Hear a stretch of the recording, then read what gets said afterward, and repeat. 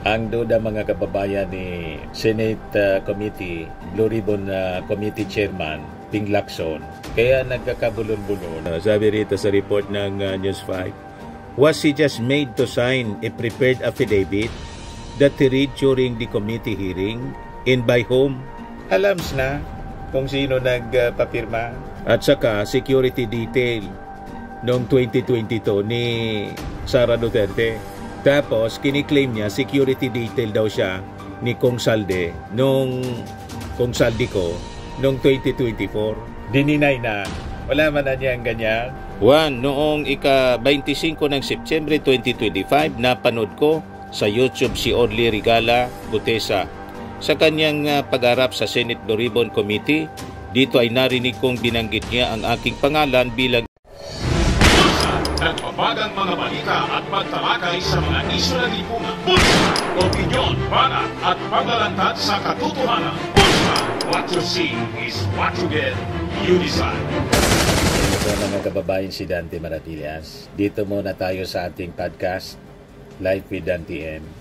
Ang duda mga kababayan ni Senate Committee, Blue Ribbon Committee Chairman, Ping Lacson. Kaya nagkakabulol-bulol yung testigo ni Marcoleta na si Orly Gutesa. Kasi yung affidavit, pinapirmahan lang sa kanya. Yan sabi dito sa report ng News 5, pinapirma lang. Kaya hindi familiar ng laman ng kanyang affidavit si Orly Gutesa. Tinuturuan pa ni Marcoleta. Mas familiar si Marcoleta kaysa sa witness. At saka mga kababayan, yung pinangalanan niya ang dalawang tao na sabi, tumanggap yung dalawang tauhan daw ni Saldico, nag-affidavit na rin po, nag-deny na sila'y sangkot sa pagdadala ng mali-malitang basura. Mamaya ibigay ko sa inyo, nag-affidavit mga kababayan. Ito muna yung sabi ni Ping Lacson. Yan sabi rito sa report ng News 5. Was he just made to sign a prepared affidavit that he read during the committee hearing and by whom?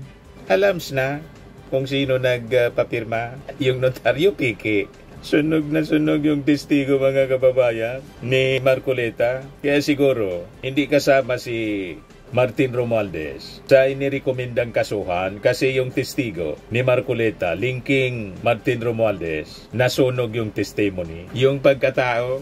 At napag-alaman mga kababayan sa pagtatanong ni Erwin Tulfo, dati palang security officer ni Piatos, work experience, dating security detail ni Customs Commissioner file doon noong 2016, na tao ni Digong, dating security officer ni PCOO Martin Andanar 2018, naging security detail din to Bucor Chief General Bantag noong 2020, at saka security detail noong 2022 ni Sara Duterte.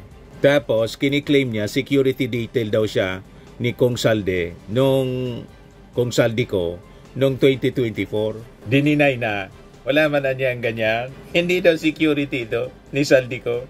Yan sabi rito. Orly was never assigned as part of Kong Saldi security detail. Mukhang iba ang assignment. Security yata ng staff. This is DDS operation. Alleged witness brought to Marcoleta by Mike Defensor, a close friend of Vic Rodriguez. Vic's brother Edwin Rodriguez was campaign manager of Defensor when he ran for mayor of Quezon City in 2022. Nakita na ninyo ang koneksyon, mga kababayan? Malinaw pa sa sikat ng araw kung sino yung nasa likod nitong demolition job laban kay Speaker Martin Romualdez. Ngayon, nag-deny na po, nag-execute din ng affidavit yung mga pinangalanan na personality ni Orly Gutesa na sabi tumanggap ng bit-bit nilang bulto-bultong pera na nasa maleta. Ito, sinumpaang salaysay. Ako si Mark B. Bunagan, Pilipino may asawa, nasa hustong gulang at nakatira sa 110B, Canada Street, Purok A1, New Lower Bicutan, Taguig City. Matapos na makapanumpa ng naayon sa batas ng Pilipinas ay voluntaryo at malayang nagsasaad ng mga sumusunod. 1. Noong ika-25 ng September 2025, napanood ko sa YouTube si Orly Rigala Gutesa. Sa kanyang pag-arap sa Senate Blue Ribbon Committee, dito ay narinig kong binanggit niya ang aking pangalan bilang isa sa kanyang mga kasamahan sa trabaho. Maliban sa aming pagkakakilala, aking pinapabulaanan ang kanyang sinabi. Noong December 5, 2024, siya ay na-hire bilang security consultant ng Ako Bicol Party List kay Congressman Saldico.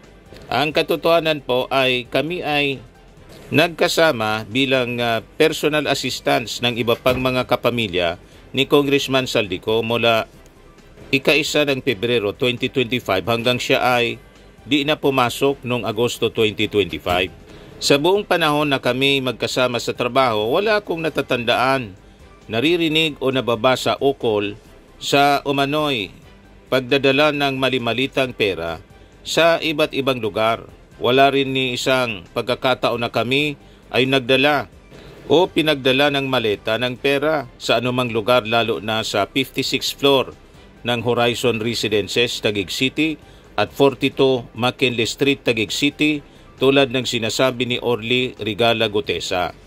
Malaya kong isinagawa ang salaysay na ito upang pabulaanan ang mga mali sa pahayag ni Orly Rigala Gutesa at patunayan ang mga aking sinabi. Nakanda akong humarap sa Senado o anumang hukuman o ano pamang pagdinig upang patunayan ang mga nakasaad sa salaysay na ito. Ako ay hindi pinilit, tinakot o binayaran ni numan para sabihin ang mga nakasaad sa salaysay na ito. Bilang patunay, malaya at kusang loob kong nilagdaan ang salaysay na ito ngayong araw pa lang, September 26, 2025 sa lungsod ng Makati, Pilipinas. Tinakpan yung pirma. Yan yung isa sa pinangalanan na kasama niya daw na nagdala ng maleta na bulto-bultong basura. Yung pera po, basura yung tawag niya. Notaryado po. Malamang totoo ang notaryo nito, hindi piki. Hintayin na lang po natin yung pag-harap nito sa Senado. Nag-execute na po ng affidavit niya. Ito po yung isa, sinumpang salaysay. Ako si Alan P. Coliseo, Pilipino, nasa ustong gulang at nakatira sa Unidos, Nabas, Aklan, matapos na makagpanumpa ng naayon sa batas ng Republika ng Pilipinas ay voluntaryo at malayang nagsasaad ng mga sumusunod. Noong ika-25 ng Setyembre 2025, napanood ko si Orly Rigala Gutesa sa YouTube patungkol sa kanyang pag-arap sa Senate Blue Ribbon Committee. Dito ay narinig kong binanggit ni Orly Gutesa ang aking pangalan bilang isa sa kanyang mga kakilala na kasamahan sa trabaho. Pangalawa, nagkasama lamang kami ni Orly Gutesa simula noong ika-5 ng Pebrero 2025 hanggang Agosto ng taon na ito bilang mga personal assistants ng mga kamag-anak ni Congressman Saldico. O nalaman ko na lamang na siya ay huminto sa trabaho simula noong ika-6 ng Agosto 2025. Sa buong panahon na kami magkasama sa trabaho, wala akong natatandaan, narinig o nabasa ukol sa umano'y pagdadala ng mali-malitang pera sa iba't ibang lugar. Wala rin ni isang pagkakataon na kami ay nagdala o pinagdala ng maleta ng pera sa anumang lugar, lalo na sa 56th floor ng Horizon Residences, Taguig City at number 42 McKinley Street, Taguig City, tulad ng sinasabi ni Orly Gutesa. Pangapat, ako ay hindi pinilit, tinakot o binayaran ni numan para sabihin ng mga nakasaad sa salaysay na ito. Bilang patotoo, malaya kong nilalagdaan ang salaysay na ito ngayong September 26, 2025 dito sa lungsod ng Makati. Yan po, pirmado. With ID, notaryado po. Notary Public. Dininay na ng mga pinangalanan ni Orly Gutesa at never daw na naging personal na security ni Saldico, kundi ng pamilya. Yan number 2, personal assistance ng mga kamag-anak ni Congressman Saldico. Hindi talaga personal security ni Congressman Saldico, kundi ng kanyang pamilya, mga kamag-anak. Orly was never assigned as part of Kong Saldi security detail. Mukhang iba ang assignment, security yata ng staff.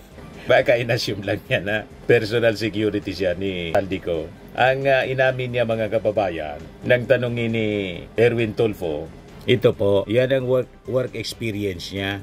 Security detail ni Fildon, ni Andanar, ni Bantag, ni Sara. Now you know kung bakit gano'n ang naging testimony na sabi ng iba bombshell testimony niya. Hindi pa nga po lumipas yung ilang oras. Yung bombshell testimony po nasunog, sumabog po sa pagmumuka ni Marcoleta. In-invite ng DOJ para evaluate yung testimony. Hindi nagpakita. Tinago na siguro ni Marcoleta. Saad pa ni Lacson, the Manila RTC niya can help unravel the mystery behind the now infamous Gutesa affidavit, since part of the executive judge's function is to investigate violations relating to notarized documents within its jurisdiction.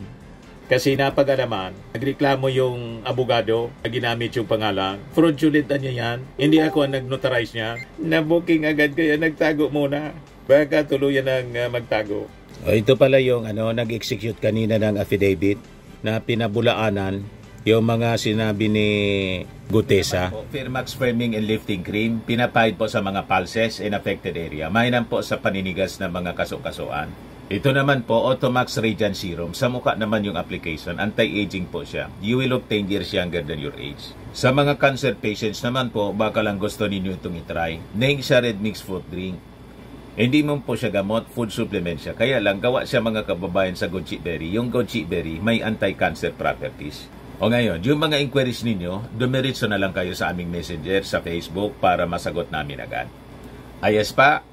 Ayos na ayos niya, Mr. Maravilla. Sa mga naghanap po ng malinis and spacious fitness gym, pumunta lang po kayo sa aming Colossal Fitness Gym. May Grab car rental din po kami. But anyway, ito po pala yung aming bagong product na binibenta online. I am worldwide amazing pure organic barley powdered drink mix from Australia. Negosyo to ng aking anak na architect entrepreneur Riz Maravillas. Ayan po. Kontakin na lang po ninyo siya, Riz Maravillas on Facebook. Ang mga health benefits niya, boost immunity, improves digestion, enhance energy levels, packed with antioxidants, prevent cancer. Ito naman po yung bago naming product na binibenta online. Eye Glow Serum, whitening po siya. Tingnan ninyo yung epekto sa aking anak na architect before and now. Yung mga inquiries po ninyo, dumiretso na lang kayo sa kanyang Facebook account, Riz Maravillas.